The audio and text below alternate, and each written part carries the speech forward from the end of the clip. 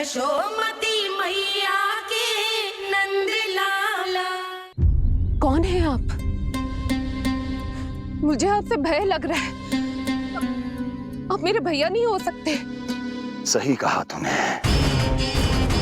जो मेरे विनाश को जन्म दे, उस कुल घातिनी से मेरा कोई संबंध नहीं। महाराज, रक्त के संबंध क्रोध की अग्नि में मत झुलसाइए। जिस बहन को आपने बचपन से आज तक इतना प्रेम दिया, क्या वो आपके विरुद्ध किसी षड्यंत्र में सहायक हो सकती है? भला हमारी संतान आपका विनाश क्यों करेगी? अपनी नवविवाहित बहन पर कृपा कीजिए महाराज। अपने पुरुषार्थ से आपने कितने असुरों को युद्ध में पराजित किया है। आज वो सब दरबारी बनकर आपकी सेवा करते हैं। ये महापराक्रमी कंस, यदि वो मायावी असुर आपको हानि नहीं पहुंचा पाए, तो ये आपकी बहन आपका क्या बिगाड़ सकती है? दया कीजिए महाराज, दया कीजिए। आप बीच में मत पड़िए कुंवर जी। सुना नहीं क्या? इसकी 8वीं संतान मेरा वध करेगी। जब मां ही नहीं बचेगी, तो 8वीं संतान के जन्म का तो प्रश्न ही नहीं उठता। यदि ऐसा है तो आप मुझे मार दीजिए। जब मैं ही जीवित नहीं रहूंगा, तो देवकी की संतान होने की संभावना ही समाप्त हो जाएगी। अपने बहनोई की हत्या का पाप मैं नहीं कर सकता। और बहन की हत्या का पाप कर सकते हैं? जिसे जीवन भर प्रेम दिया है, उसके प्राण लेने का अधिकार है मुझे। प्रिय भैया, यदि आपको इस विषय में इतना संदेह है, तो आप हमारी 8वीं संतान के प्राण ले लीजिएगा। बल्कि 8वीं संतान ही क्यों, उसका जन्म होने तक हमारी सभी संतानों का वध आप स्वयं अपने हाथों से कर लीजिए। स्वामी! हे मथुराधिपति, मेरी पत्नी को प्राण दान दे दीजिए। मैं महाराज शूरसेन का पुत्र वसुदेव आपको वचन देता हूं, अपनी 8 संतानों को जन्म लेते ही स्वयं आपके सामने प्रस्तुत करूंगा। अपनी 8 संतानों को जन्म लेते ही स्वयं आपके सामने प्रस्तुत करूंगा।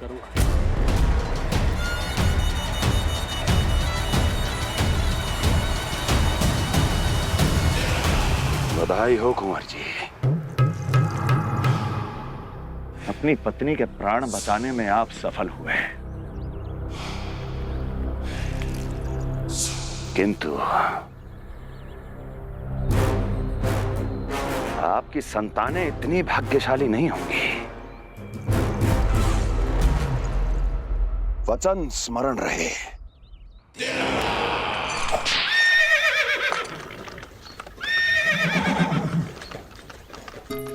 इस तरह रक्त की प्यासी कंस की तलवार की छाया में देवकी और वसुदेव का वैवाहिक जीवन प्रारंभ हुआ।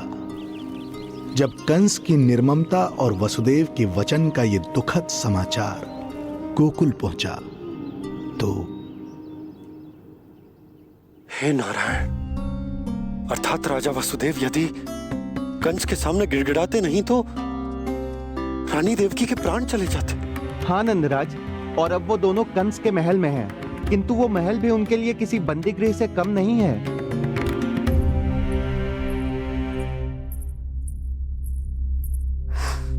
एक भाई अपनी बहन के साथ ऐसा करने की सोच भी कैसे सकता है? मेरा बस चले तो उस दुष्ट कंस को मटके में डाल के घोट के रख दूं, जैसे मलाई घोट के माखन निकाला जाता है।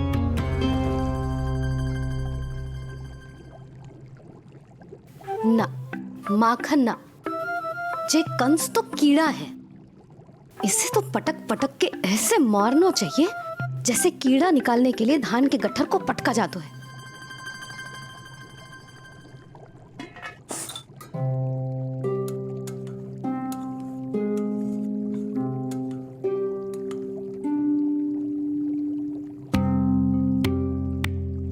किंतु जब रोहिणी जिज्जी को पता चलेगा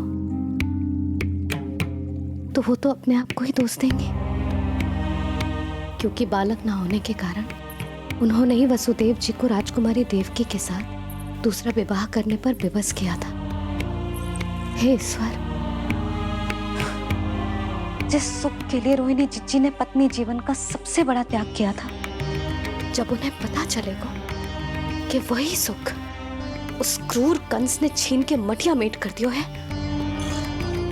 तो कितना कष्ट पहुंचेगा।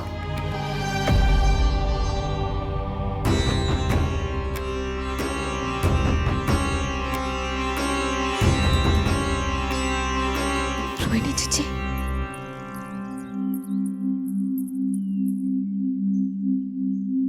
गोप नरेश, कृपया मुझे अपने भैया के पास ले चलिए। संकट के समय मुझे उनके साथ होना चाहिए। किंतु भाभी, पता चलो है वसुदेव भैया और देवकी भाभी कंस के महल में कड़े पहरे में रखे गए। पति पत्नी एक दूसरे का संबल होते हैं। कंस का पहरा कितना भी कष्टदायक क्यों ना हो, इस समय उन्हें और बहन देवकी को मेरी आवश्यकता है।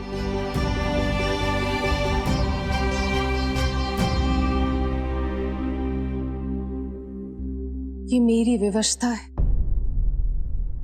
कि यादव कुलदीपक होकर भी आपको इस महल में बंदियों की तरह रहना पड़ रहा है,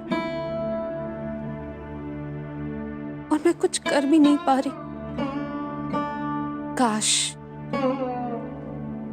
आपने मुझसे विवाह ही ना किया होता। तो क्या मैं अपने भाग्य से भाग पाता देवकी? पूर्व जन्म के कर्मों के फल स्वरूप जो हमारी नियति में लिखा है वो तो हमें भोगना ही है।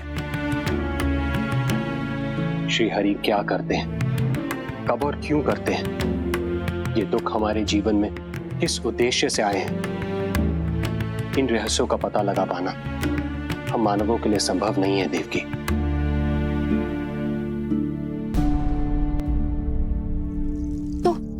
तो फिर चलिए यहां से भाग चलते हैं, कहीं ऐसे स्थान पर जहां भैया की छाया भी हम पर ना पड़ सके।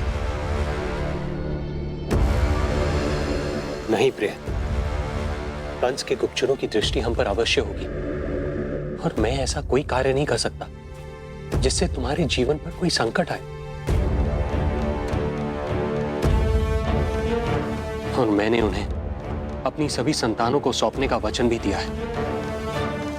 अपना वचन मेरे लिए प्राणों से भी अधिक महत्वपूर्ण है देवकी।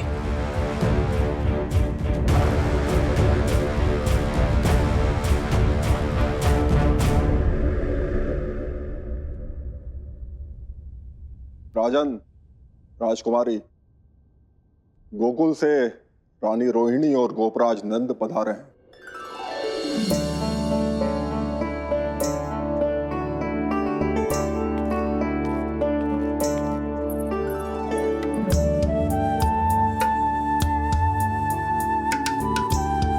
स्वामी,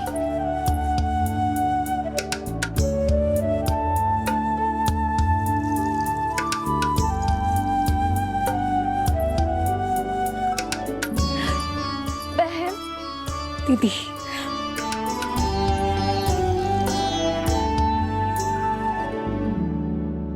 भाई नंद, जो आप हमारे लिए कर रहे हैं उसके लिए धन्यवाद शब्द बहुत छोटा है। मैं अपने भाग्य को स्वीकार कर चुका हूं। यदि यही श्री नारायण की इच्छा है तो यही सही।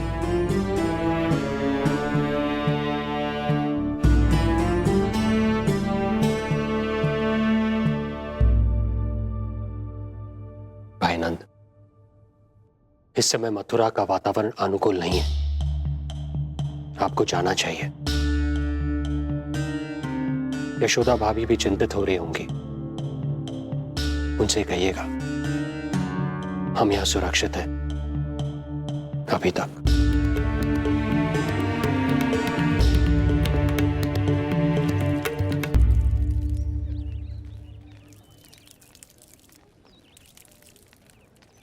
वसुदेव भैया का भाग्य पर भरोसा दिख, वे अपनी संतानों को कंस को अवश्य सौंपेंगे। हे ईश्वर, इतना कठोर वचन, जब इसे निभाने का कठिन समय आएगा तो कैसा अनुभव करेंगे वे? उनका हृदय तो चकनाचूर हो जाएगा।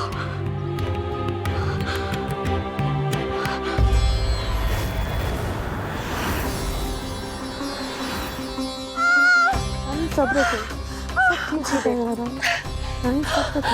देवकी, मैं महाराज शूरसेन का पुत्र वसुदेव आपको वचन देता हूँ, अपनी 8 संतानों को जन्म देते ही स्वयं आपके सामने प्रस्तुत करूंगा।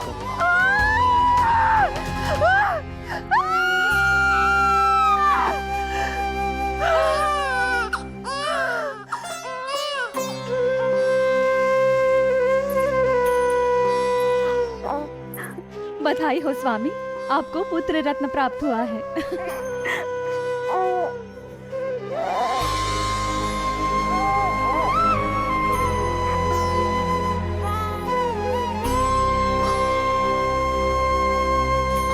महाराज को पता चला तो क्या होगा?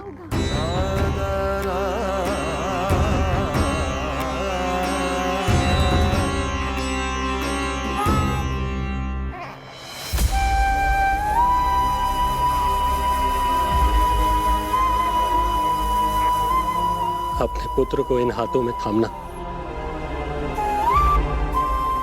कितने वर्षों से इस पल की प्रतीक्षा कर रहा था मैं, और आज जब यह पल आया है, मेरी आंखों में दुख के आंसू हैं। एक पिता जब प्रथम बार अपनी संतान को गोद में उठाता है तो सबसे पहले यह सोचता है कि उसे क्या नाम दूं, उसका सुनहरा भविष्य कैसे सुनिश्चित करे। किंतु मैं वो भाग्यहीन पिता हूं जो अपने पुत्र का भविष्य मृत्यु के अंधकार में डुबोने जा रहा है। मैं इसे नाम देकर क्या करूंगा?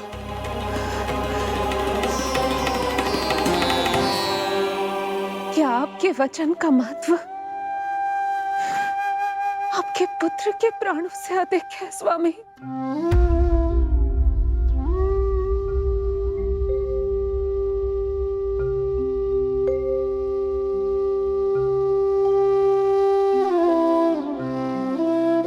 श्री नारायण का दूसरा नाम सत्य होता है देवकी।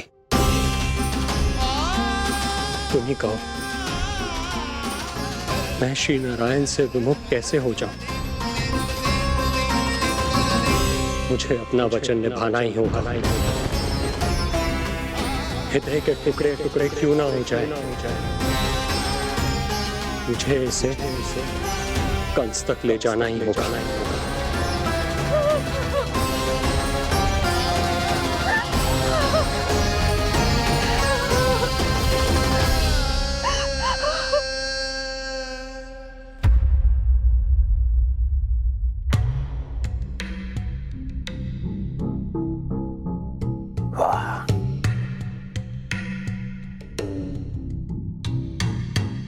इतना स्वादिष्ट भोजन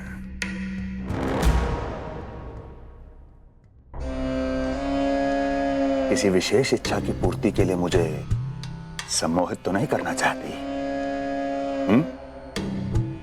मुझे पति के रूप में प्राप्त कर तो चुकी हो, अब प्राप्त करने को क्या क्या बचा है प्राप्ति? मैं प्राप्ति नहीं, अस्थि हूं स्वामी। प्राप्ति तो छुई मुई बनकर वहां खड़ी है। आप सदैव अपने विषय में ही सोचते हैं, कभी मेरे और भी निहारा कीजिए, तभी तो मेरा नाम सही से स्मरण होगा आपको। मैं अपने विषय में ही सोचता हूं, तभी तो 10 दिशाओं में मेरे नाम का डंका बजता है, मेरे साम्राज्य का विस्तार होता है, तभी तो मेरा अस्तित्व है। अस्थि स्मरण रहे, तुम हो क्योंकि मैं हूं।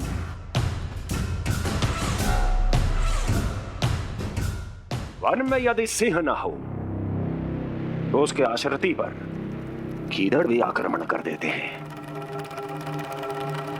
सिंह कभी अपने शत्रु को एक क्षण भी जीवित नहीं छोड़ता महाराज। आपने तो छोड़ दिया देवकी को। सिंह नहीं, आप वो गाय हैं जो अपनी कसाई से अथाह प्रेम करती है।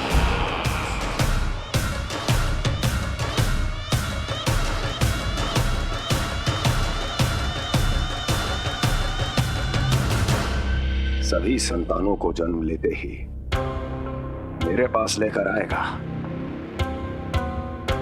ये वचन दिया है वसुदेव ने मुझे। तो फिर आया क्यों नहीं महाराज? प्रथम शिशु का जन्म तो हो चुका है।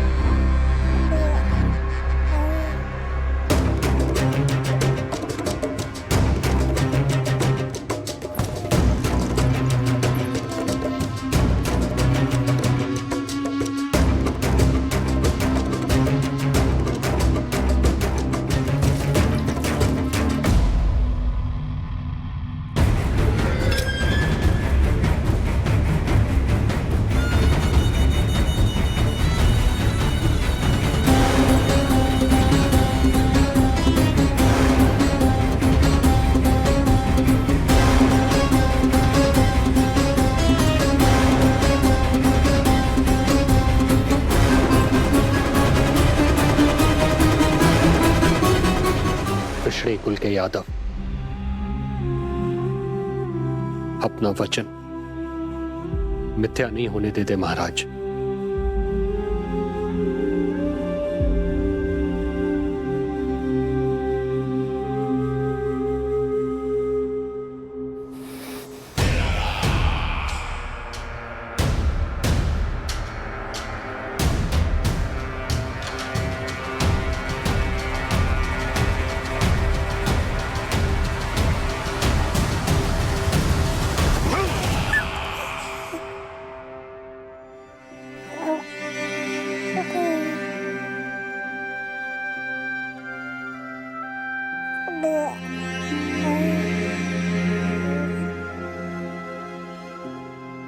ये देवकी का पुत्र है, मेरी बहन जो मुझे प्रिय हुआ करती थी, उसका प्रथम पुत्र है ये, मेरा प्रथम भांजा।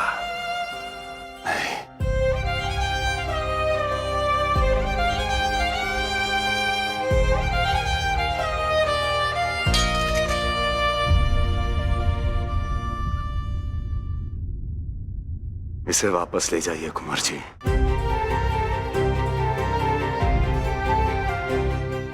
देवकी की प्रथम संतान से मुझे कोई संकट नहीं।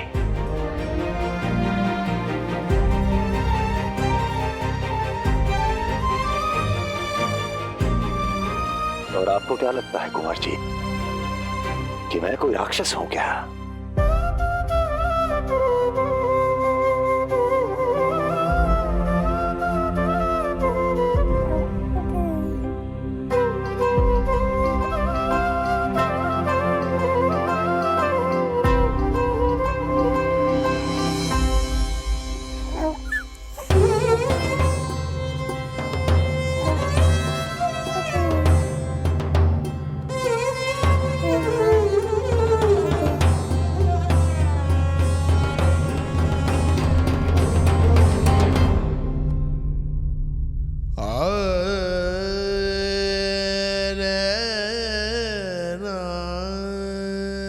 तो उसे अपनी गोद पे भी नहीं उठा पाई थी दीदी।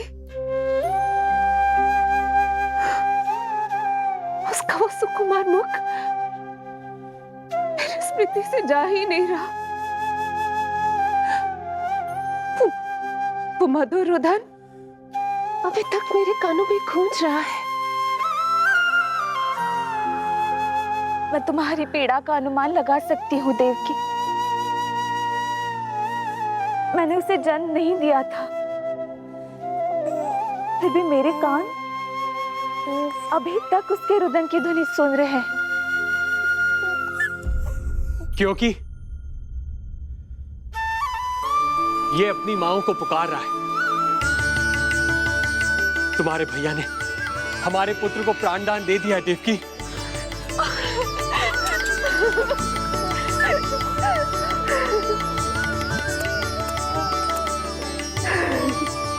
स्वामी, अब अपने पुत्र का नामकरण कीजिए। इसे ऐसा नाम दीजिए कि इसका भविष्य यश और कीर्ति से परिपूर्ण हो। कीर्तिमान कीर्तिमान होगा इसका नाम।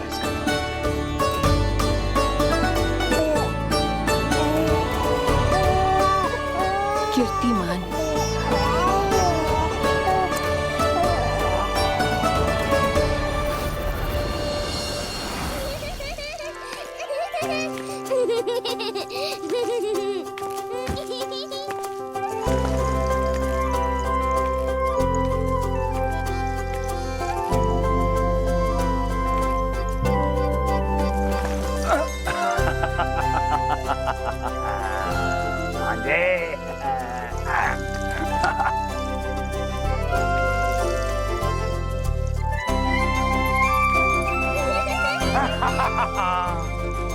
भांजे भांजे, मामा से बचना असंभव है। मामा जी, आपकी भुजाओं में कितना बल है, मुझे पीड़ा हो रही है। मेरा दूसरा हाथ पकड़ लीजिए। तुझे पीड़ा हो रही है? ये ले।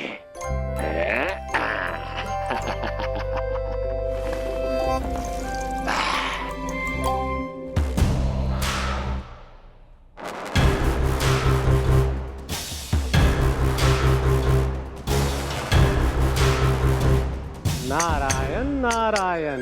मामा जी मूर्ख बन गए, मामा जी मूर्ख बन गए, मामा जी मूर्ख बन गए।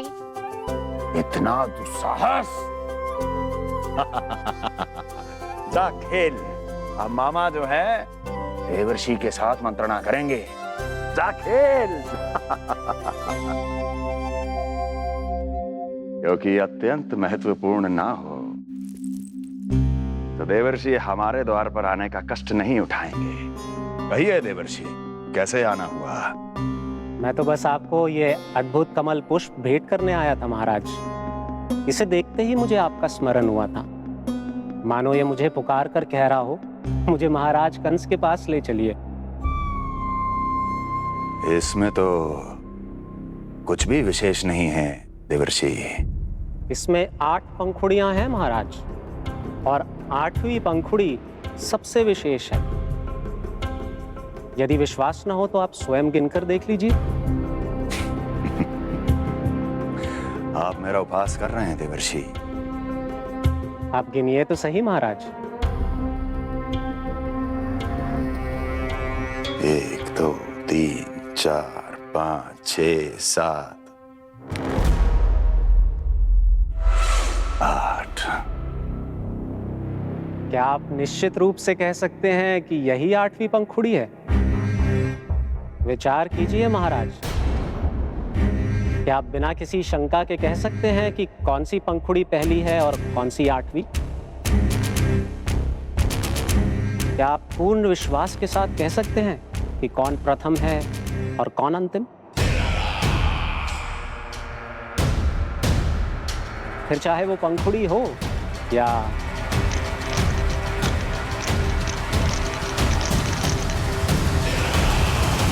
सावधान करने के लिए धन्यवाद देवर्षि।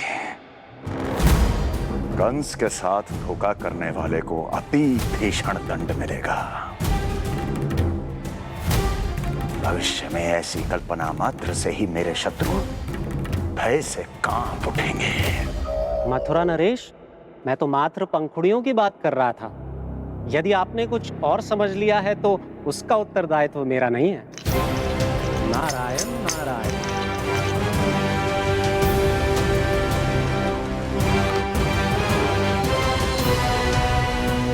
विचार कीजिए महाराज। क्या आप बिना किसी शंका के कह सकते हैं कि कौन सी पंखुड़ी पहली है और कौन सी 8वीं? क्या आप पूर्ण विश्वास के साथ कह सकते हैं कि कौन प्रथम है और कौन अंतिम? फिर चाहे वो पंखुड़ी हो या... मामा जी मूर्ख बन गए, मामा जी मूर्ख बन गए, मामा जी मूर्ख बन गए, मामा जी मूर्ख बन गए।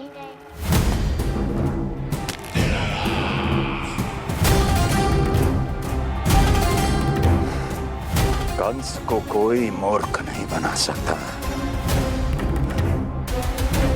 कीर्तिमान। जी मामा जी। क्रोध काम लोभ मद मोह मत्सर, क्रोध काम लोभ मद मोह मत्सर, क्रोध काम लोभ। मामा जी मुझे दर्द हो रहा है।